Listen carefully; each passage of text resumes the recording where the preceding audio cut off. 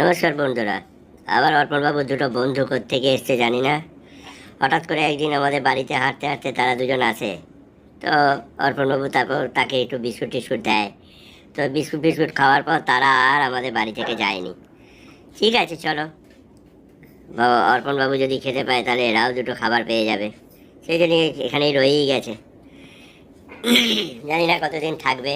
এদেরকে আমরা বাঁধিনি, না বেঁধেই ওরা কিন্তু নিজের মতন করে আছে। এই সাইডে একটা ঘর আছে, বা তাদের জন্য একটা ঘর তৈরি করে দিয়েছি। সেই ঘরেতেই তারা থাকে, মহা আনন্দেই আছে, এখন খেলা করছে।